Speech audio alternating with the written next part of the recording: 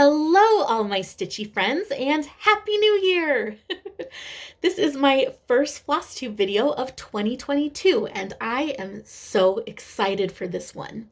It has taken me an extra week to finally get to sit down and record this for you, but that is partly because I have started so many new projects that I needed a bit of extra time to make adequate progress on them so they wouldn't be too awkward to show you. So I'm really psyched about that, and it will be so neat to show you all that I have going on.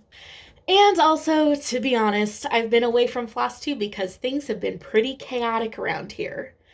Once Christmas was over, I was feeling so ready to get back to our normal everyday life, and the new year had me feeling really motivated to get into a good rhythm with some wholesome habits, but the powers that be just decided to dump on all my plans. First off, Tim got called for jury duty.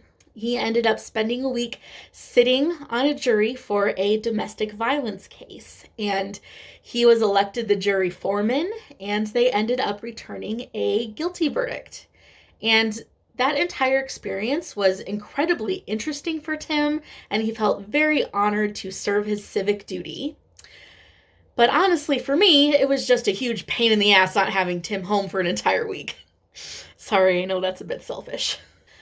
Also, my son Glenn's class got quarantined because of a COVID exposure. So he had to be home with me for several days, and he had to get tested. Thank goodness he did not have COVID, but all of it was just very confusing for Glenn. He has autism, so he just doesn't quite understand all that's going on. And he's also been having a very hard time adjusting to being at home after our trip to Florida. He really misses Florida and swimming and Dr. Grandma and his aunts and uncles, and he's just been having a hard time, and he loves school and just thrives on the structure and routine that school provides. So having that disrupted has been really tough on him. Then, once his class quarantine was finally over, he got to be back in class for 3 days before the entire school shut down because of COVID. The cases had just been rising so terribly that with only 2 days' notice, they sent everyone home and began e-learning. So now I have both kids at home with me. And I must say that e-learning for 2 autistic first graders is really kind of a joke. Their entire kindergarten year with e-learning as a long-term thing was truly a nightmare, and it's extremely discouraging to be back in this place again. But as much as I hate Zoom school for my kids, I know that the school made the right call closing down and sending everyone home. That's just what's best for everyone's health and safety. And I also feel incredibly grateful that I'm able to be a stay-at-home mom, so I am able to be immediately available for my kids in this situation. I know that this is really just a sudden hardship for so many families. And I'm the most grateful that none of us in our little family have caught COVID, which honestly is a miracle considering Tim's constant exposure as an ER nurse. I'm just doing my best to have gratitude to help me be resilient through this time. And I just encourage everyone out there to do your best, use your wisdom to keep yourself safe and healthy. I'm especially grateful that my family and I are all well at this time because it means we can go forward with a little birthday celebration for Glenn. Today is January 15th, and he turned 8 years old today. And on Monday, we will be having a little birthday party, just the 4 of us. Tim booked a room at a hotel nearby, and it's a small, not so fancy hotel, but it does have a pool. And swimming is one of Glenn's absolute favorite activities. So he'll get to do that for his birthday. And after we go swimming, we will have some pizza and cake back in our room. And I even bought a couple little decorations to make the room look birthday-ish. And we're just going to have a fun little party as a family, and I think it'll be a great time. And luckily, it is the middle of winter, right after Christmas. Monday happens to be Martin Luther King Day, but I don't anticipate there being a ton of travelers crowding up the hotel. So I think this will be a happy and safe celebration this year. Anyways, that's my life update. Just keeping my chin up as best as I can. And I really do want to say thank you for letting me talk about my life so much aside from stitching.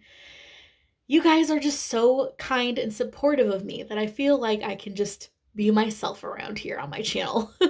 I'm so happy that my channel is small because I feel like I've really gotten to know quite a few of you. You're not just my YouTube subscribers, you're really my friends, and I just really appreciate that you have let me create a genuine connection with you. Now let's get to the fun stuff. I have a bit of haul to show you all. That rhymed. Anyway, first I want to show you this adorable mug that is chock full of floss. I asked for DMC Light Effects flosses for Christmas, and my mother-in-law gave me all of these. And there are so many beautiful colors in here that she chose for me to play with, and I'm so excited to add them to my collection. She also gave me this kitty cat mug, and I decided to just keep all of the skeins in the mug until I get a chance to bobbinate them, and then the kitty cat will finally make its way down to my kitchen. I do happen to know that this cat mug came from Target. It's kind of a funny story, but there was also a dog version of this mug sold at Target. And when we were Christmas shopping, my daughter Sylvia chose the doggy mug to give to my mother-in-law, her Dr. Grandma, for Christmas, because Dr. Grandma is a dog person and has 2 dogs. And it was just kind of funny that she opened up her dog mug as her Christmas present. And then a few moments later, I opened up the cat mug that she had chosen for me as my present. So it was just a funny coincidence that we all happened to think of each other with these mugs for Christmas. Then I have another cross-stitch Christmas present from my mom. It is this precious pincushion needle minder. So pretty and so cute, and I do happen to know where she bought this from. It's from an Etsy shop called Flamingo Toes. They have a whole variety of adorable needle minders, so I'm really excited to finally have one of my own, and I'm really glad that my mom chose this one for me. It's so sweet. Then as a Christmas present to myself, I bought these heart scissors. They are so dainty and cute, I couldn't resist. And they are also super sharp, and they feel really nice in my hand. Just dainty yet sturdy, and this heart shape doesn't feel bad on my fingers at all. They're by Kelmscott Design, and these teeny daisy scissors that I have loved for close to a year now are by the same company. So I thought these heart scissors would be nice to add to my collection. I mean, the more scissors, the merrier, really. These daisy scissors were gold when I first bought them, but I've handled and loved them so much that they have become silver. So I hope I have as much of a loving relationship with my new love heart scissors. Casper has woken up and he's now giving himself a bath very loudly. So if you can hear licking noises, it's him. As for stitching, I have quite a bit to show you. So I decided to go in order from my oldest projects to my newest projects. And I even have 2 non-cross-stitch projects to show you at the end, so hopefully you'll stick with me for that long. But let us begin with my oldest cross-stitch project, which of course is none other than my Temperature Garden by Sarah the Stitchin' Mommy. As you can see, I got it fully finished into this hoop, and I love how it turned out. I posted a picture of it over on Instagram, so you may have seen this already if you follow me over there. And Sarah, the Stitchin' Mommy herself, saw my picture of this, and she left me a really nice comment saying she liked it. And I was so chuffed to get a compliment from a Flosstube celebrity. So let me show you what the back of this looks like.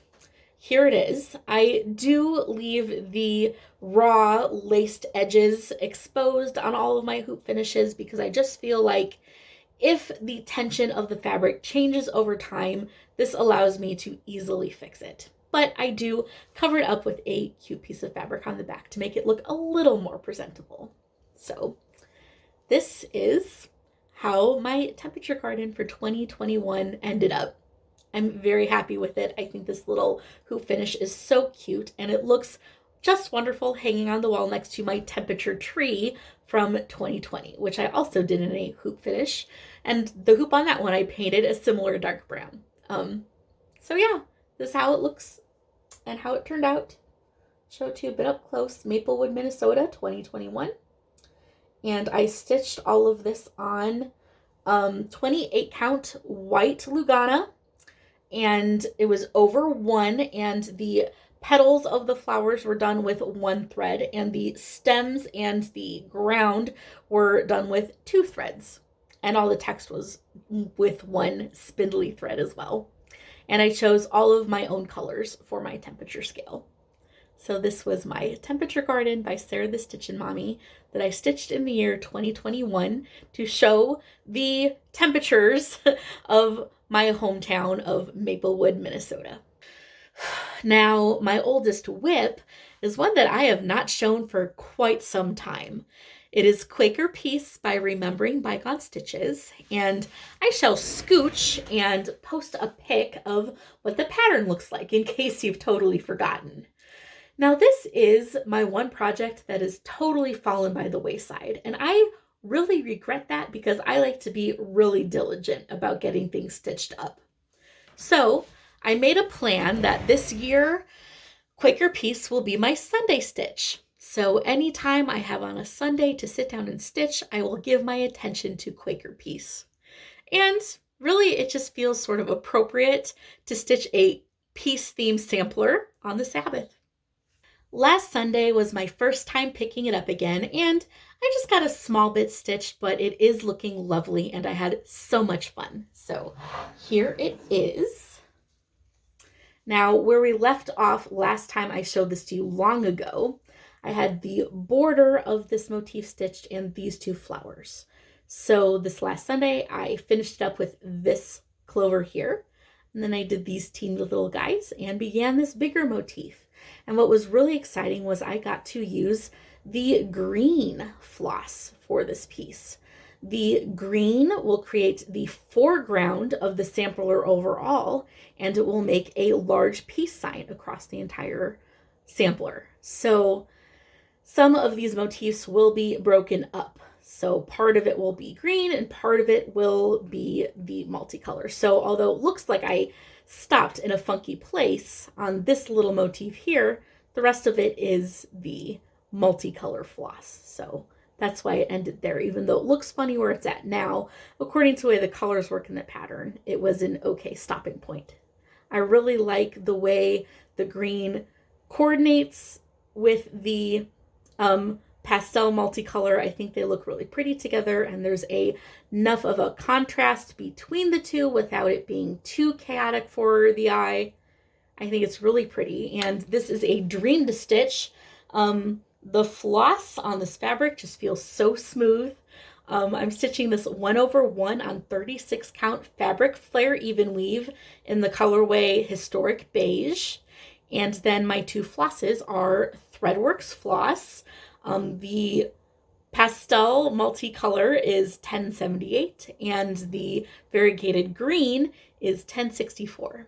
So this is how my Quaker piece is going, and this shall be my Sunday stitch for the foreseeable future. Next, I worked quite a bit on my Precious Moments piece. Here's the pattern. It is called Friendship Warms the Heart, and it's just perfect to be stitching on in January. And it is from this pattern book, which is titled Friendship Warms the Heart. And the last time I showed this whip to you, I had only gotten done the little girl's jacket. But here's all of her now. I got all of her X's done, so she is just waiting on her back stitch. And of course, her little friends, the sweet snowman and baby kitten. When I start stitching the kitten, I will probably post some pictures on Instagram for my Sal, hashtag Sal all the kitties. Please remember, if you are stitching anything with a kitty on it, I encourage you to join my Sal over on Instagram. Just use the hashtag. Anyway, I am stitching this up on white opalescent Lugana, 25 count, 2/2 with the called for DMC. I think my favorite thing about this piece is the color scheme. I just really love the light, airy pastels. They're probably considered baby colors, but that's just what my eye and my brain enjoy. I really like Precious Moments because it reminds me so much of my childhood.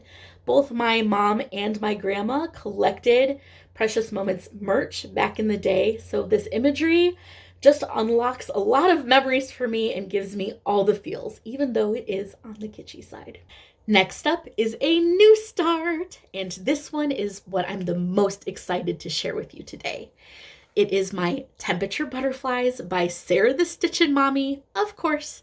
And let me remind you, I'm doing my own crazy thing with this pattern.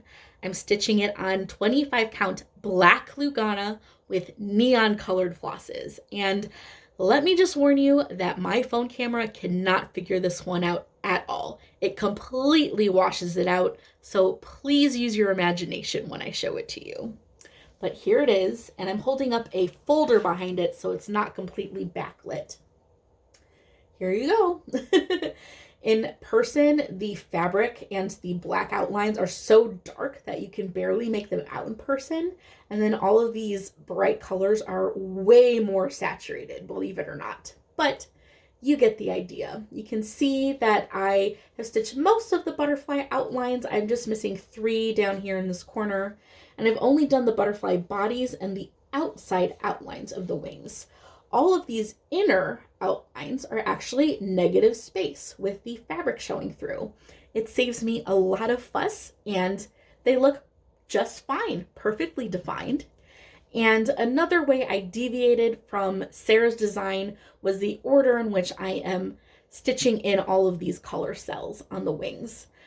Sarah suggested alternating the cells on each wing. So this would be January 1st, and then the symmetrical corner over here would be January 2nd, then January 3rd, and then January 4th.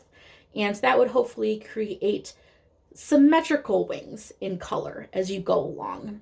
But I really care more about the butterflies representing linear time. So I'm kind of stitching the cells sort of counterclockwise around each butterfly like this. So when you're looking at it, you can kind of guess the date as you follow along the colors with your eye.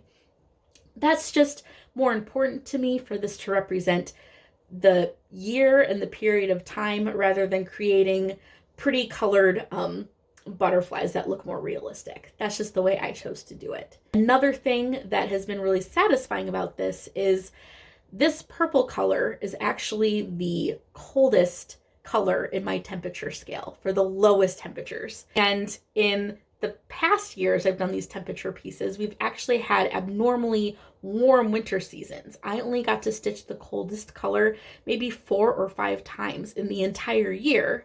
Here I've gotten to stitch it 6 times in just half a month. So that is super satisfying. In 2021 and 2020, I felt like I was sort of recording global warming in real time, and it was a bit depressing. But seeing that we're having a nice cold winter like we're supposed to have in Minnesota feels really good. It's really neat. I'm so happy with how this is going, and it's not boring. I'm going to have so much fun with this all year long. This next new start was sort of a spur of the moment surprise. I started the Walk With Me temperature pattern, also by Sarah, which she just released in December. And here is what it looks like. It is dog themed, and when I saw it, I immediately thought of my mother-in-law and her husband. Of all of the things that I make, Mary compliments my temperature stitches the most, and she and Dave, especially Dave, are dog people. They love their dogs. They have a Dalmatian and a German short-haired pointer. So I decided that I will work on this piece this year as a gift for the 2 of them. I thought it would be especially interesting for me to stitch because they live in St. Petersburg, Florida. So they have a completely different climate and it'll be really fun to see how that plays out in this temperature piece. One of the ideas I have for this piece is to actually make it more personal to Florida. So I think I will replace the squirrel with a little gecko lizard and maybe turn the apple tree into an orange tree. I think that will be cute. So I got a start on that piece and it looks like this so far. I'm stitching this on 28 count light blue Zweigart even weave. And I am mostly using the called for colors. I just had to replace the colors for the road here so it wouldn't blend in with the fabric too much.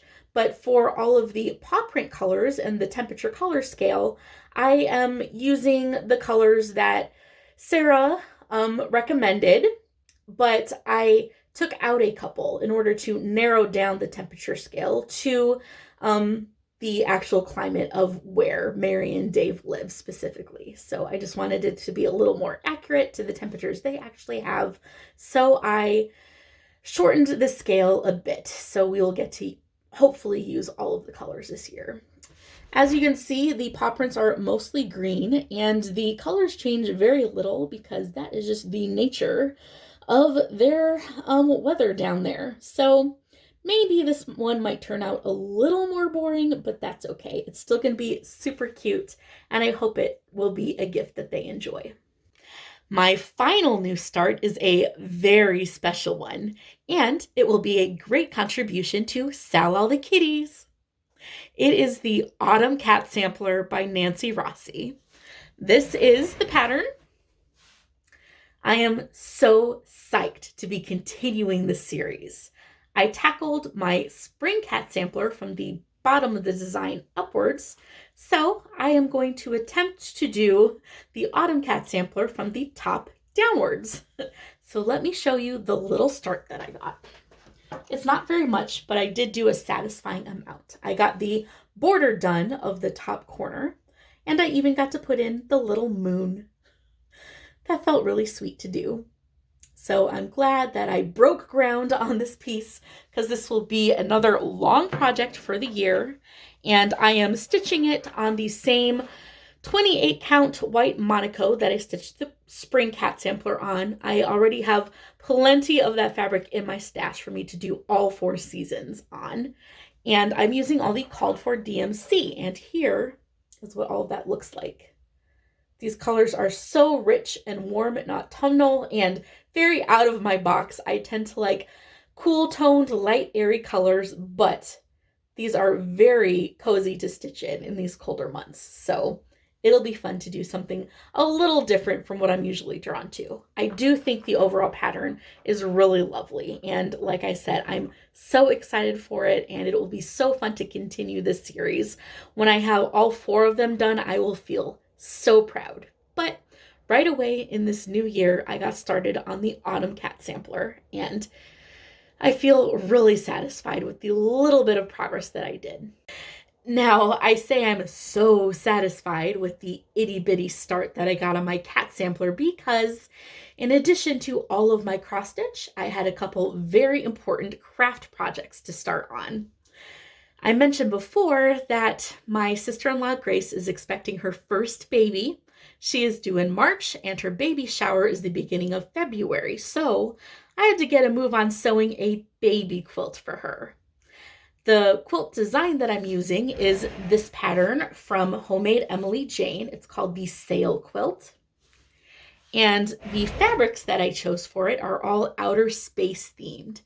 Grace and David chose a outer space theme for the baby's nursery, and Grace showed me the art prints that they're putting up on the walls, and they have an adorable little orange alien robot flying among the stars. He is super cute.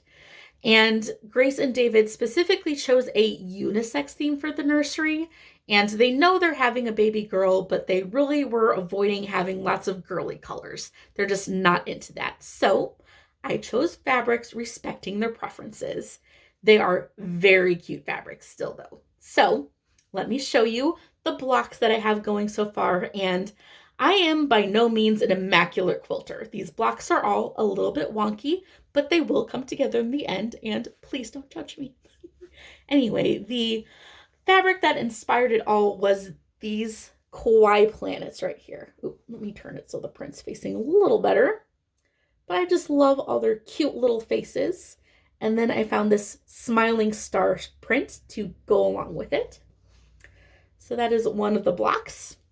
And then from that same fabric line, there are the little planets with some spaceships and more of the stars. And then the line also had these more zoomed out space patterns. So there's a green one and a blue one and a black one. So there's some of the smaller blocks. And then I brought in some other fabric patterns to bring in sort of the alien theme that they have going. So here's some little aliens and flying saucers and some little more monster looking aliens. And then we got some rockets and saucers and planets in here too. So those are all the fabrics that I chose for the quilt. And I think it will turn out very, very cute. And it's been very fun and quick to sew. A great little project, and I hope it'll be special. Another craft I started is something that will be ongoing through this entire year, and it is a knitting project that I am doing for charity. In 2018, I discovered Project Night Night, which is an organization that provides children in homeless shelters across the country with Night Night totes. Night Night totes contain a plushie, book, and blanket to offer these displaced children comfort at nighttime. And I contributed to this organization in 2018 by knitting 25 caterpillar plushies and then pairing each one with a special bug-themed book and a blanket in coordinating colors just to make the Night Night totes feel more personalized and special.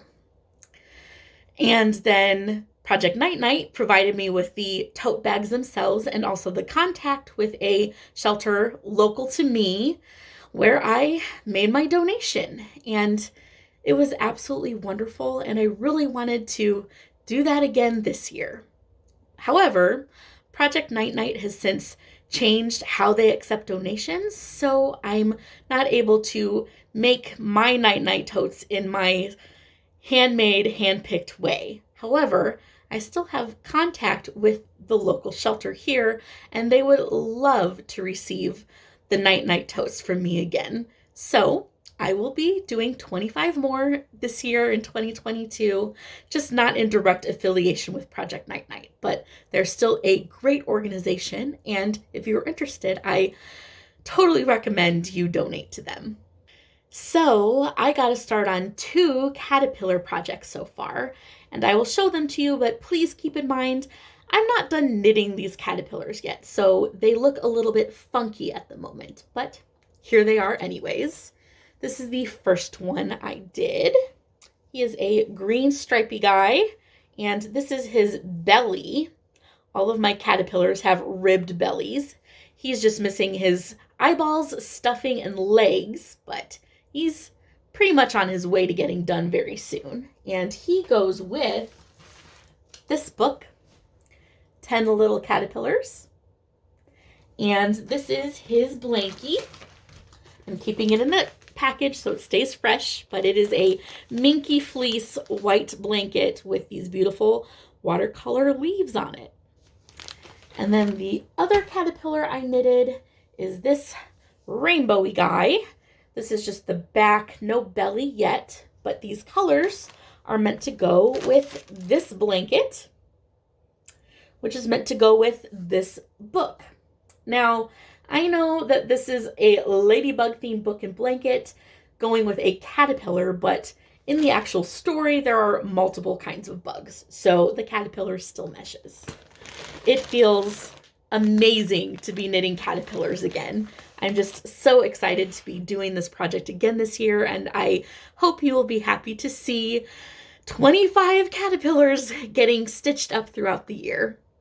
I am just really excited about all of my projects I have started in the new year, and I would really love for you all to comment and tell me what new ideas you have for what you're going to stitch in the year 2022. I would absolutely love to know. I bet you heard that high-pitched squeal in the background. That's just Glenn having a grand old time getting up to some mischief. I am hearing both him and Sylvia getting wily downstairs, so I guess it's about time for me to wrap up this video. Happy New Year to all of you Flosstube friends of mine. I am grateful for each and every one of you, and of course, God loves you and I love you. Happy stitching! Bye-bye!